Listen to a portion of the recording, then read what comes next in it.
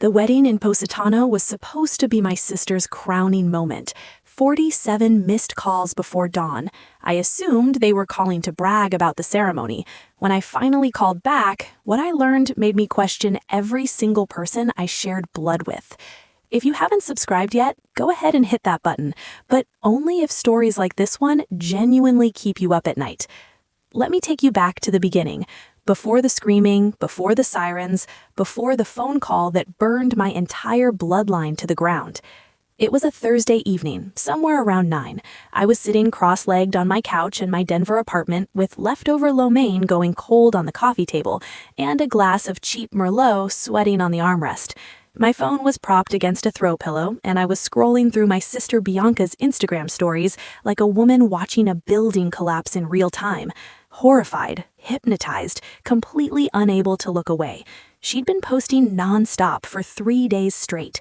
The content was unhinged. Bianca twirling in a custom beaded gown on a cliffside terrace, the Amalfi Coast stretched out behind her like a painting nobody in my family could afford to hang on their wall. Enzo Caruso, her fiancé of 4 months, stood beside her looking like he'd been ordered from a catalog, tanned, square-jawed, teeth bright enough to signal aircraft. But I caught what nobody else seemed to notice. His eyes kept sliding off camera. His hand on her waist looked stiff, rehearsed, like a man who'd played this exact role before. Then there was my mother, Gail, poured into a champagne-colored dress 2 sizes too tight, clinking glasses with some Italian woman she kept calling the Baronessa. My dad Furtis hovered in every background shot wearing a linen blazer still creased from the shipping package. He kept tugging at his collar like it owed him money. The man hadn't worn anything dressier than a Carhartt jacket in 20 years. I knew exactly what this little fantasy was costing them. I wasn't guessing. I'm a corporate tax attorney. I read financial ruin the way most people read a menu. My parents refinanced their house in Dayton last spring, second time in 3 years. They owed Aunt Vera $6,000 from Christmas that they pretended to forget about. My brother Damon mentioned Dad tried getting him to co-sign a personal loan 2 months back. Damon, in a rare moment of actual intelligence, said no. And still, here they all were, perched on the Italian coastline performing generational wealth they never had, all for Bianca. Always, always for Bianca. See, when she announced the engagement after dating Enzo for 6 whole weeks, I did what any sane person would do. I ran a background check. Call me paranoid, call me a hater, call me whatever helps you sleep. But when your 27-year-old baby sister says she's marrying a vineyard heir she matched with on Hinge, you check the receipts. What I found made my blood run cold. No vineyard registered under any Carusos in the Campania region. His social media profiles were barely a year old, polished, curated, almost artificially clean. And buried deep in a Spanish court database, I found a dismissed civil complaint, fraud allegations, an investment scheme targeting wealthy tourists, case tossed on a technicality, but the details were ugly. I printed everything out, highlighted the critical sections, and brought the stack to Sunday dinner like a complete fool. You would have thought I set the dining table on fire. Bianca burst into tears. Mom called me toxic and poisonous. Dad stared at me over the mashed potatoes and said, "You just can't stand watching anyone else be happy, can you, Jolene?" He used my full name. He only does that when he's aiming to leave a mark.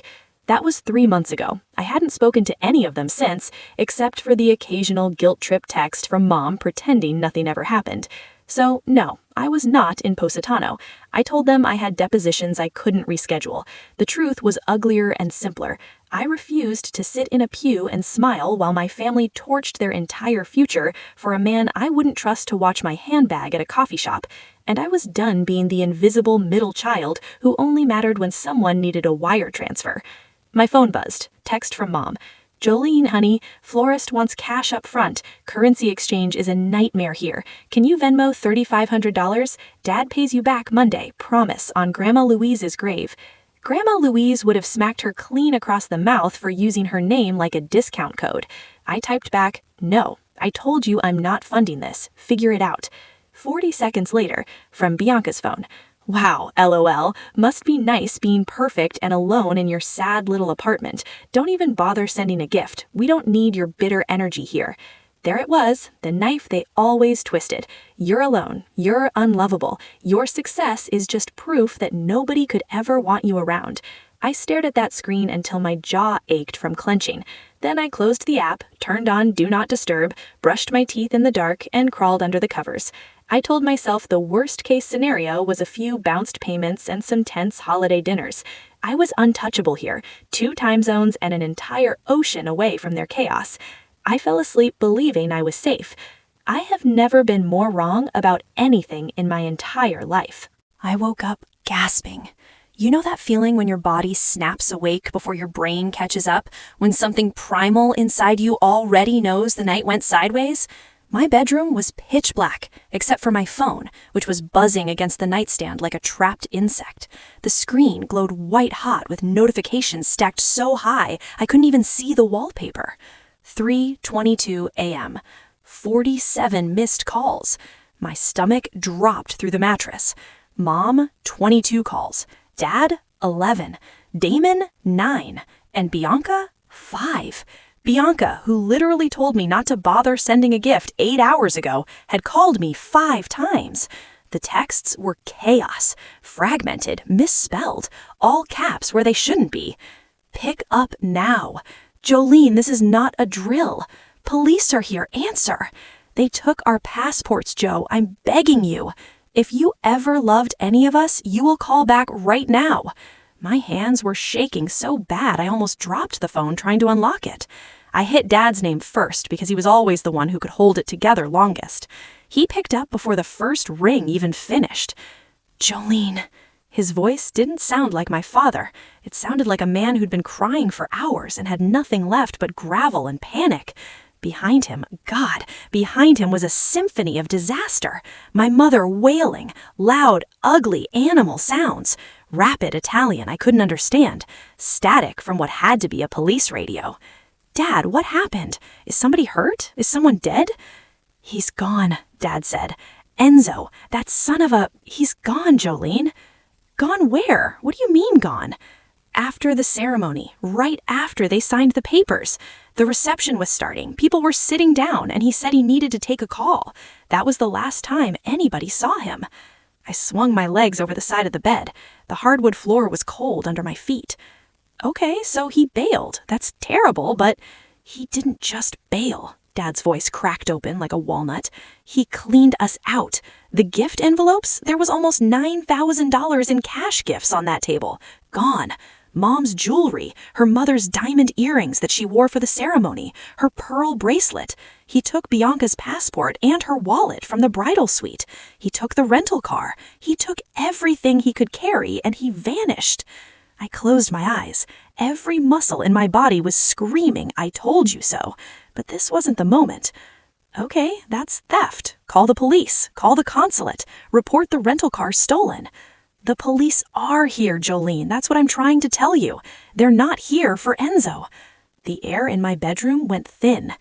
What do you mean they're not there for Enzo? Dad went quiet for too long. I could hear him swallowing. When we found out Enzo was gone, your mother, she lost it. She started screaming at the venue manager, accusing him of being in on it, saying they let a criminal waltz into their establishment. And Damon, you know how Damon gets. He grabbed the manager by the collar, shoved him into a serving cart, broke the man's collarbone, Joe. He broke someone's collarbone? It gets worse, Dad was whispering now. Bianca was hysterical. She ran upstairs to the honeymoon suite looking for her stuff, realized everything was gone, and she destroyed the room, ripped the curtains off the rods, smashed a mirror, threw a chair through the bathroom door. The suite had antique fixtures, Joe, 19th century tiles, hand-painted. They're saying the damage is in the tens of thousands. I pressed my palm against my forehead so hard I thought my skull might crack. Tell me the rest, all of it. Damon's been arrested. Assault. They've got him in handcuffs in a police van outside the venue. Bianca's been detained in a room downstairs with 2 officers guarding the door. The venue owner is threatening to press charges for destruction of property. And the hotel, we've been staying at an attached hotel. They ran the card Enzo put on file for the rooms and the reception dinner. The card's fake, Jolene. It's completely fraudulent. So now the hotel thinks we're running a scam with him. They're talking about charging all of us with conspiracy to defraud.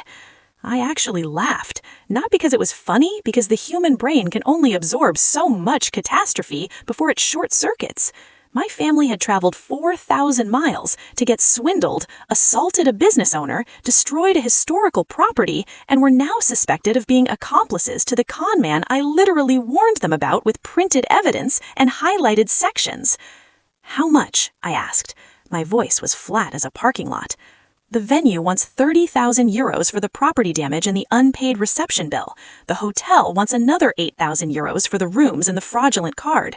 The assault victim's family is talking about a civil suit, but they might settle if we cover his medical bills, another 4,000 euros. And we need a lawyer, a criminal defense attorney who speaks English, tonight, right now. That's over 40,000 euros, Dad. I know what it is." He was getting louder, defensive, that familiar bark creeping back into his voice. "You think I don't know? Your brother is sitting in a police van, Jolene. Your sister is in a wedding dress being treated like a criminal. Your mother is on the floor hyperventilating.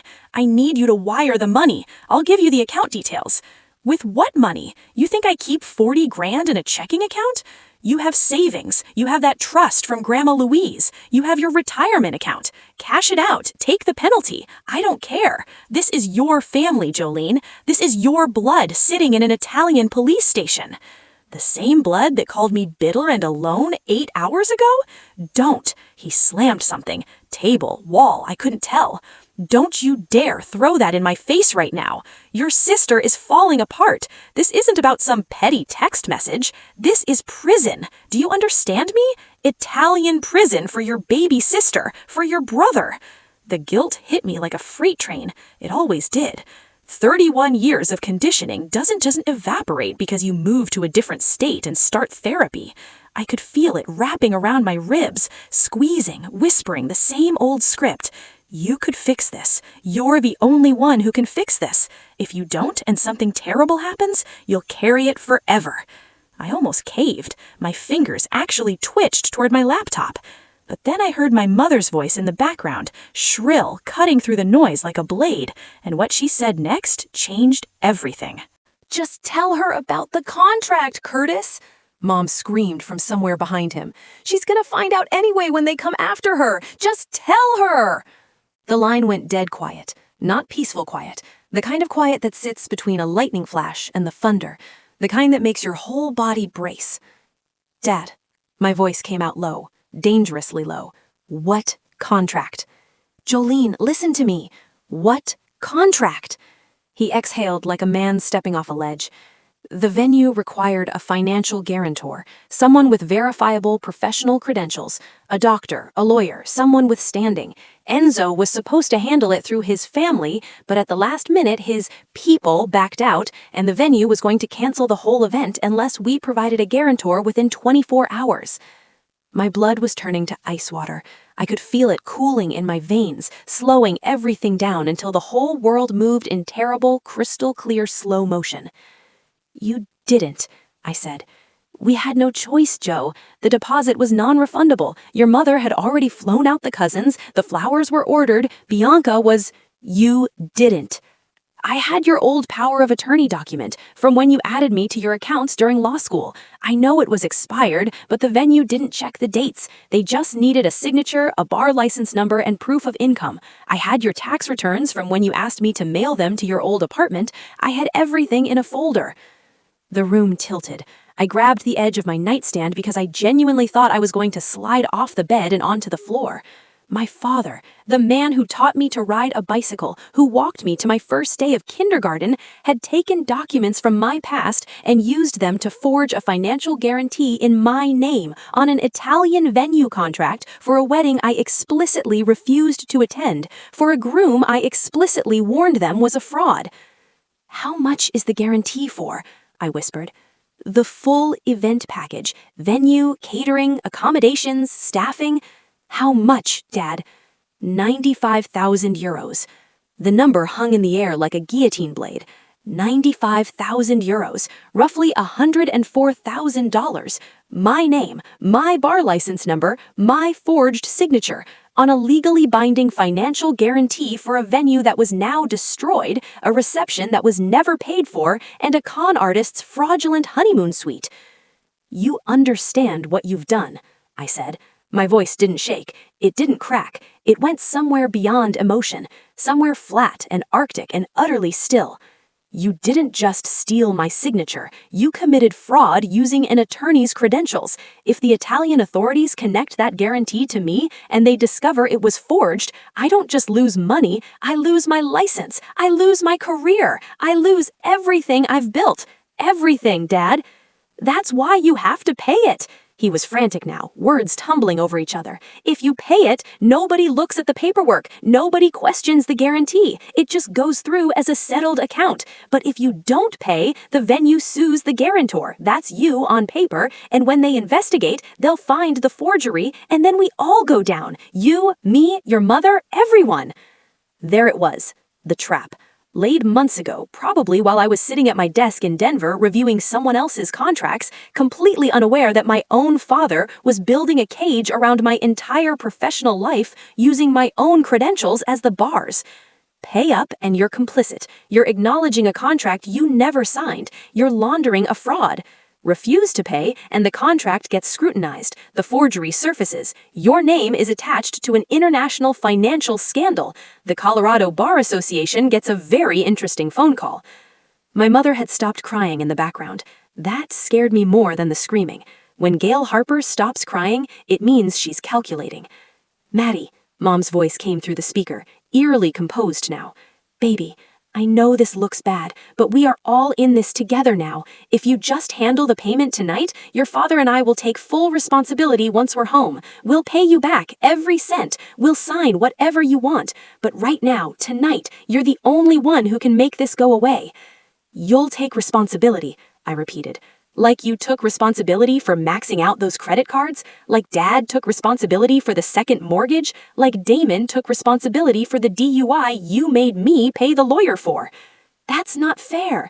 You used my bar number, Mom. You put my entire career on a piece of paper and handed it to strangers in a foreign country to bankroll a wedding for a man I told you was a con artist.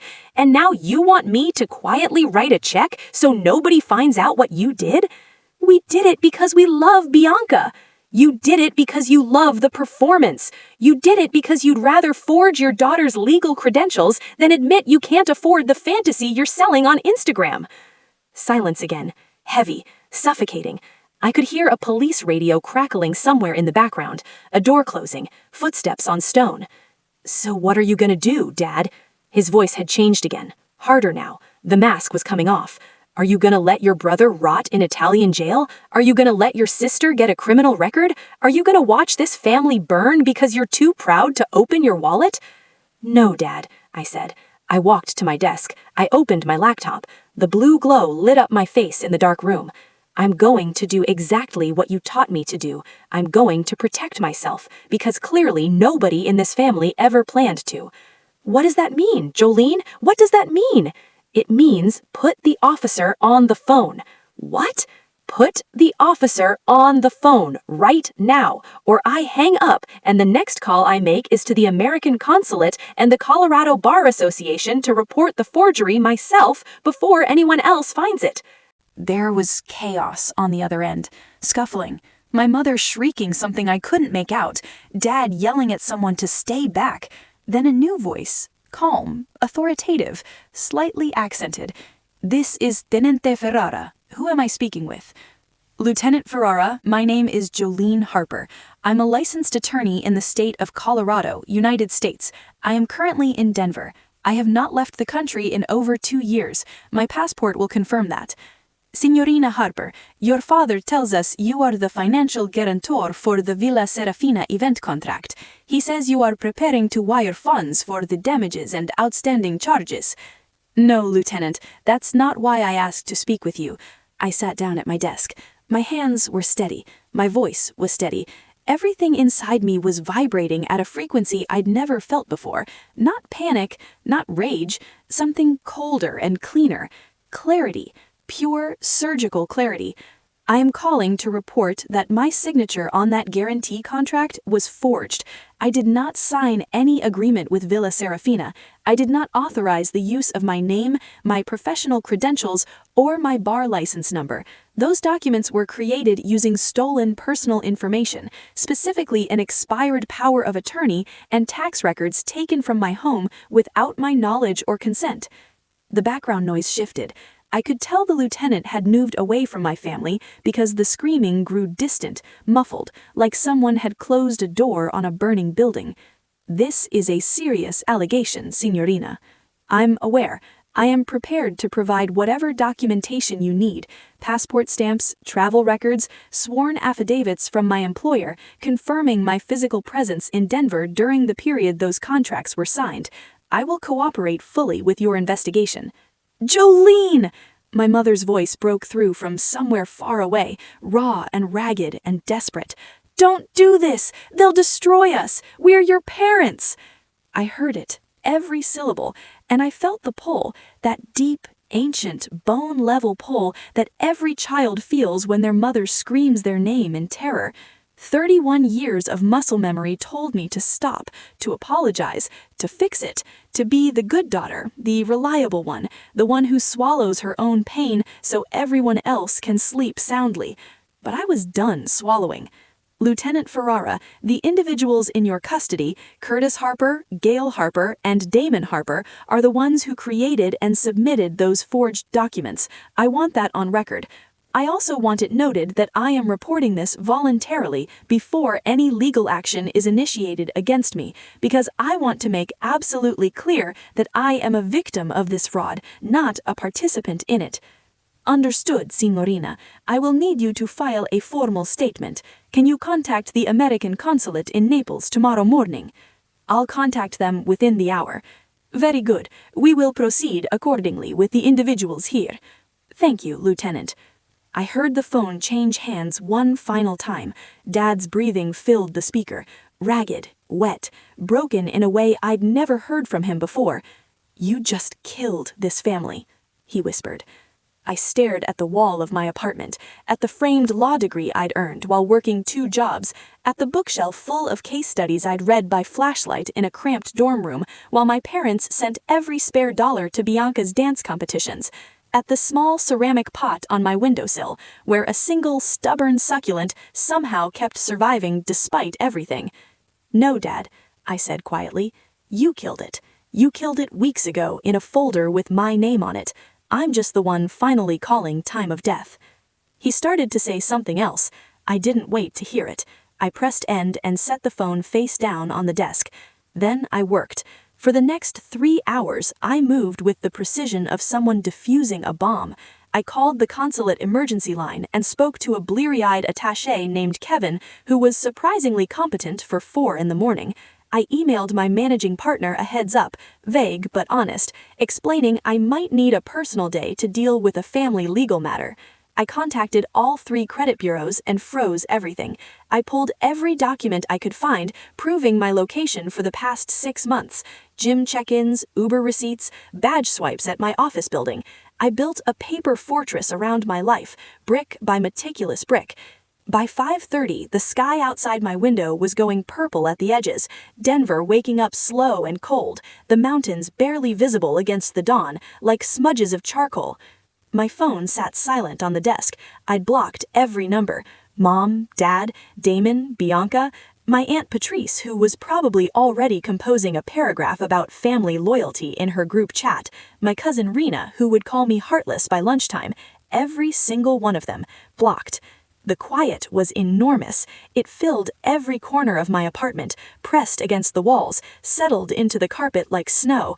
It wasn't comfortable, it wasn't peaceful, it was just empty. The kind of empty that comes after you've been carrying something impossibly heavy for your entire life, and finally set it down.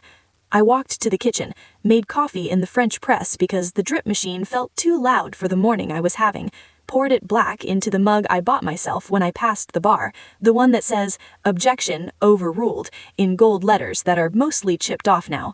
I took it to the window and stood there watching the city fill up with light. Somewhere across an ocean, my sister was sitting in a ruined wedding dress being processed by police who didn't care about her Instagram following.